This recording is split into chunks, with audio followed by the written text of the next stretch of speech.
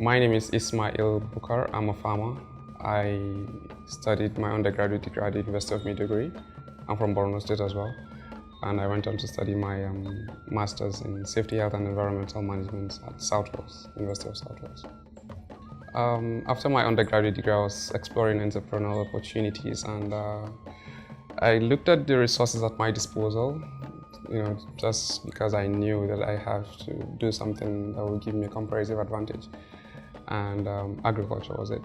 So I developed interest in agriculture, and I looked at this, the scenario in the country where, in the agricultural scene, where on one hand we have a very huge import bill that is not sustainable, and that also means that there are lots of opportunities in that sector, because something that isn't sustainable means that eventually, we wouldn't sustain. So the opportunities for homegrown food in Nigeria is quite large. So I decided to take the resources at my disposal. My family were quite supportive. My dad especially. Initially, he did as though he wasn't even seeing what I was doing, because I started backyard farming, and I'll go there, build a small cage for my chickens, put a few of them there, and eventually it got to a point where it was Ramadan, and he said, "Hey, come, I want to buy chicken for the house from your enterprise." So I actually sold him chicken. That was when I actually knew that, he's beginning to even see that I'm doing something. But what I was doing then was I was trying it out. I was doing my trial phases to, get a grip of what it was after I'd done my consultations and all. So after I returned from my NYSC, we sat down and he was like, "So what are you gonna do next?" I told him, "Well, I wanna upscale my business." He said, "Okay." He supported with capital. And obviously, when it got to the point where he was the one supporting with capital, I knew then that that's as much, support as I can get. And family have been quite supportive. Friends, not so much, because you lose contact and you eventually meet up with friends. "So what do you do now?" "I'm a farmer." I'm like, "What, farmer?" "Yeah." One of them asked me, "So how's your back?" I said, "Well, my back is fine." So they don't, I think, because our generation aren't so used to, that as a profession, I get all sorts of reaction, but generally it's been positive. Quite involved. I live on my farm. So I wake up to the farm every day. I go back to sleep on the farm. Before I leave the farm any day, I check on the birds, mainly the chickens. They're the ones that need most attention. The crops I can decide not to check on maybe once a week, because we have those that are all in that division too. But as me being the supervising person, the crops I really maybe just leave for once a week to check on. But the chickens, I make sure I go in and I see them once a day. I do everything. I'm very involved. I do everything. We're not producing nearly enough as a country. We're not feeding ourselves.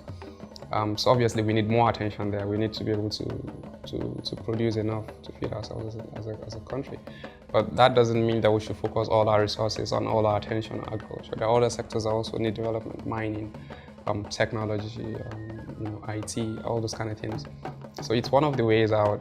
But as a business, I think it's very, very, very viable, because the food system, the agricultural system in Nigeria is quite sketchy, in the sense that there's a very major disconnect between farmers and consumers. And those in the middle, the retailers, try to rip off both sides to make the most profit. So when I identified that problem, I tried as much as possible to try to create a bridge between farmers directly to the consumers. And that's been quite challenging. I'm still working on that. I still haven't fully succeeded on that yet.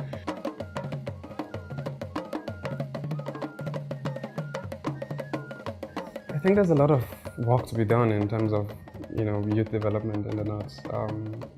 We have a very high population. We have a very high uneducated population. We have a very high unemployed population. So we have so many social vices, drug abuse, you name it, it's happening. So yeah, in terms of development, I think a lot more focus needs to be done in the North, and a lot more social activities, social enterprise need to be set up just to help improve the condition of people back home.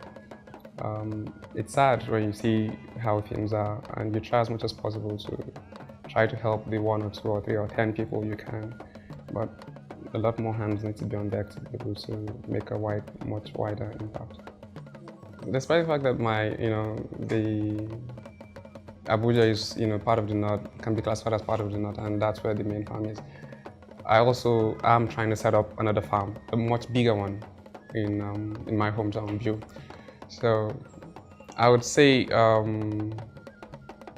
that's one of my contributions to